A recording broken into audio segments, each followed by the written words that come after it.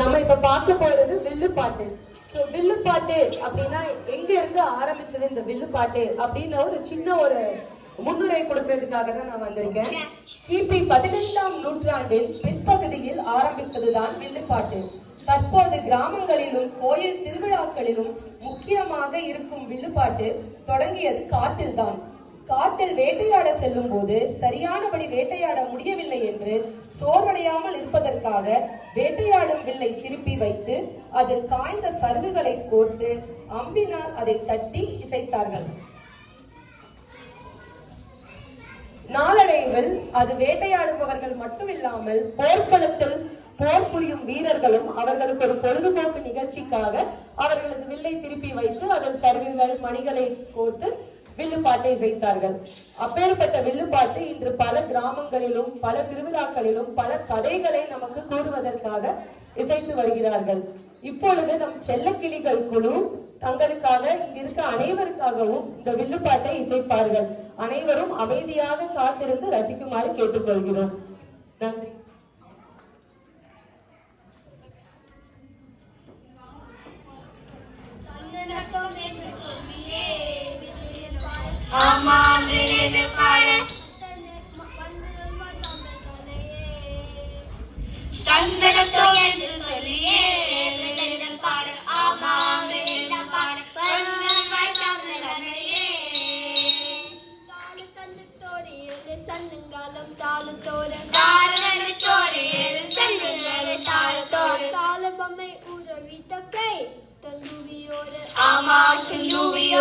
அத்தனையும் மேலத்தோடு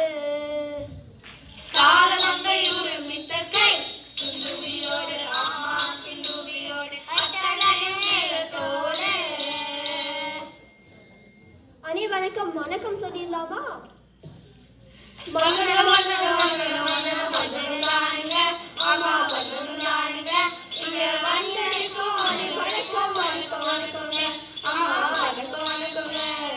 சரி, எதை பற்றி வில்லுப்பாட்டு பாட போறோம்? இந்த தமிழ் புத்தாண்டுல நம் வாழ்க்கைக்கு தேவையான நல்ல பண்புகளை கற்றுத்தரும் நூலை பத்தி தான் பாட போறோம். திருக்குறள், ஆத்திச்சூடி, நாலடியார், கொன்றை வேந்தன், 14 கீழ்கணக்கு நூல்கள், இந்த மாதிரி ஒரு பெரிய பட்டியலே இருக்கே. எந்த நூலை பத்தி பாட போறோம்? நானே சொல்ற திருக்குறளின் சிறப்பு பத்தி தான் பாட போறோம். திருவள்ளுவர் தானே திருக்குறள் எழுதினார். எனக்கு தெரியும், நான் திருக்குறள் படிச்சிருக்கேன். திருக்குறளும் திருவள்ளுவரும் தமிழுக்கு அமுதுதான். வள்ளுவருக்கு ஒரு பாட்டு பாட வேணாமா? வாழும் வள்ளுவரே, குறளில் வாழும் வள்ளுவரே, வாழும் வள்ளுவரே, குறளில் வாழும் வள்ளுவரே, தமிழே தமிழின் அமுதே, தமிழிடம் வாழும் வள்ளுவரே, குறளில் வாழும் வள்ளுவரே, வாழும் வள்ளுவரே, குறளில் வாழும் வள்ளுவரே. சரி, உங்களுக்கு எப்படி திருக்குறள் தெரியும்?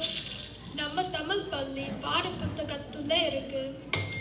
நம்ம பாட புத்தகத்திலும் கொஞ்சம் தான் இருக்கு. அப்படியா? இது கொஞ்சம் தானா? என்ன இப்படி கேட்டுட்டீங்க? திருக்குறள்ல மொத்தம் 1330 குறள் இருக்கு. எப்படி எனக்கு ஃபைண்ட் பண்ண முடியும்? அதான் கூகுள் இருக்குதே, கூகுள் சர்ச் பண்ணா கண்டுபிடிச்சிடலாம். இப்போமா கூகுள் சர்ச் எல்லாம்? திருவள்ளுவர் அப்போவே அதிகாரங்களா பிரிச்சு எழுதியிருக்காரு. What is அதிகாரம்? உனக்கு புரியுற மாதிரி சொல்லணும்னா டாபிக்ஸ்னு சொல்லலாம். அப்போ எவ்வளவு அதிகாரங்கள் இருக்கு? 133 அதிகாரங்கள். ஒவ்வொரு அதிகாரத்திலும் 10 குறள் இருக்கு. சரியா சொன்னீங்க. அது மட்டும் இல்ல, திருக்குறள் 2 அடி தான். ஆனா அர்த்தம் புரிஞ்சு படிச்சா எப்பவுமே மறக்காது. அப்ப எல்லா திருக்குறளுமே எப்படி படிக்கிறது? நம்ம தமிழ் பள்ளி பாட புத்தகத்துல இருக்கிறது புரிஞ்சு படிச்சாலே நல்லது. அது மட்டும் இல்ல, நம்ம அப்பா அம்மா கிட்ட கேட்கலாம், தாத்தா பாட்டி கிட்ட கேட்கலாம். எங்களுக்கு தெரிஞ்சதை நாங்க உங்களுக்கு சொல்லி தருவோம். சரியா சொன்னீங்க. நம்ம இப்போ ஆளுக்கு ஒரு திருக்குறள் சொல்லலாமா? நீங்களே முதல்ல சொல்லுங்க. சரி, நான் முதல்ல சொல்றேன், அதுக்கப்புறம் நீங்க சொல்லணும். அகர முதல்ல எழுத்தெல்லாம் ஆதி பகவன் முதற்றே உலக. அகர முதல எழுத்தெல்லாம் ஆதி பகவன் முதற்றே உலக. அப்படின்னா என்ன? ஆ என்பது எழுத்துக்களுக்கு முதல். ஆதி பகவன் உலகில் உள்ள உயிர்களுக்கு முதன்மை. இப்போ நான் சொல்றேன். திணை துணை துணை நன்றி செய்யணும், பனை துணையா கொள்வர் பயன் தருவார். திணை துணை நன்றி செய்யணும், பனை துணையா கொள்வர் பயன் செய்வார். பொருள் பார்த்தீங்கன்னா ஒருவர் செய்யும் திணையளவு நன்மை கூட உதவி பயனை உணர்ந்தவர்களுக்கு பனையளவு பெரிய உதவியாக தெரியும். இப்போ நான் சொல்றேன். எண்ணென்ப ஏனை எழுத்தென்ப இவ்விரண்டும் கண்ணென்ப வாழும் இருக்கு.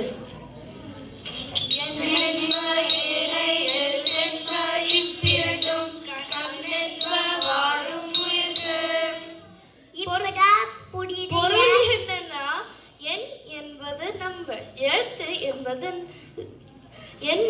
நம்பர்ஸ், எழுத்து என்பது லெட்டர்ஸ். இது ரெண்டுமே நம்ம இரண்டு கண்கள் மாதிரி தான். இப்பதான் புதிய நம்ம அப்பா அம்மா பழையதுன்னு சொல்றாங்க. நம்ம எல்லாம் இப்போ மோட்டிவேஷனல் வேர்ட்ஸ் சாங்ஸ்னு கேக்குறோம். ஆனா திருவள்ளுவர் அப்பவே மோட்டிவேஷனல் கோட்ஸ் எழுதியிருக்கிறாரு. அருமை உடைத்தென்று அசாவாமை வேண்டும், பெருமை முயற்சி தரும். அருமை உடைத்தென்று அசாவாமை வேண்டும், பெருமை முயற்சி தரும். நம்மனால முடியாதுன்னு நினைக்காம முடியும் என்ற நம்பிக்கையுடன் முயற்சி செஞ்சா அதுவே பெரிய வெற்றியா அமையும். சரியா சொன்னீங்க. இது மாதிரி தான் எனக்கு ரொம்ப பிடிச்ச திருக்குறள் மேக்கிங் குட் சாய்ஸஸ் பத்தி சொல்லியிருப்பாரு. இனிய உளவாக இன்னாத கூறல் கனியிருப்ப கயக்கவந்தற்று. இனிய உளவாக இன்னாத கூறல் கனியிருப்ப கயக்கவந்தற்று. இதோட பொருள் பார்த்தீங்கன்னா, இனிமையான சொற்கள் இருக்கும்போது கடுமையான சொற்கள் பயன்படுத்துறது, பழம் இருக்கிற போது காய் சாப்பிட்ற மாதிரி. இவ்வளோ விஷயம் இருக்கா? இது விட ரொம்பவே இருக்கு. இது மாதிரி உங்களுக்கு இது மாதிரி திருக்குறள் தெரியுமா? எனக்கு தெரியுமே, ஆனா கொஞ்சம் பொருள் விட்டு ஹெல்ப் வேணும். சரி, நீ குரல் சொல்லு, நான் பொருள் சொல்றேன். தீயினால் சுட்டப்பன் உள்ளாரும் ஆறாதே நாவினால் சுட்டவனே. தீயினால் சுட்டப்பன் உள்ளாரும் ஆறாதே நாவினால் சுட்டவனே. நெருப்பு சுட்ட புண் கூட ஆறிடும், ஆனா வெறுப்போட திட்டிய சொற்கள் விளைத்த துன்பம் ஆறவே ஆறாது. எப்படி உனக்கு தெரியும்? அதுவா, எங்க அம்மா எங்க அப்பா திட்டும்போது எங்க அப்பா இதுதான் சொல்லுவாங்க. எங்க அம்மா உடனே தோசை கரண்டி எடுத்துட்டு வருவாங்க. நிஜமாவா? இல்ல இல்ல, இது எல்லாமே சும்மா விளையாட்டுக்குதான். ஆனாலும் நம்ம இனிமே நல்ல பிள்ளைங்களா தினமும் ஒரு திருக்குறள் படிப்போம். நான் எப்பவே படிச்சிருந்தேன். சரி, சொல்லுங்க பாப்போம். அகர முதல எழுத்தெல்லாம் ஆதி பகவன் முதற்றே உலகு. ஆமா, சொல்லிட்டீங்களே. இப்போ நம்ம தமிழ் மொழியை வாழ்த்தி பாடி நன்றி சொல்லிடலாமா? வாழ நிரந்தரமாக தமிழ் மொழி வாழிய வாழியவே. வானமளந்து அனைத்து மலர்ந்திடும் வன்மொழி வாழியவே. ஏற்கரு வைப்பினும் தன்மனம் வீசி இசை கொண்டு வாழியவே. எங்கள் தமிழ் மொழி எங்கள் தமிழ் மொழி எங்கள் வாழியவே. எங்கள் வாழியவே, எங்கள் வாழியவே.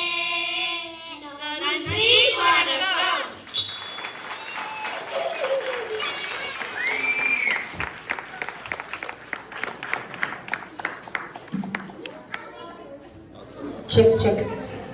இதுல பாடின அவங்களுடைய அறிமுகம் மட்டும் நான் கொடுத்துடுறேன். தருண் கார்த்திக், வணக்கம் சொல்லுங்க.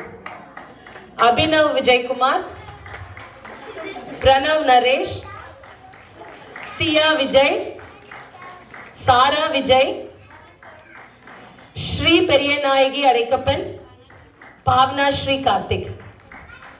நன்றி, அனைவருக்கும் நன்றி.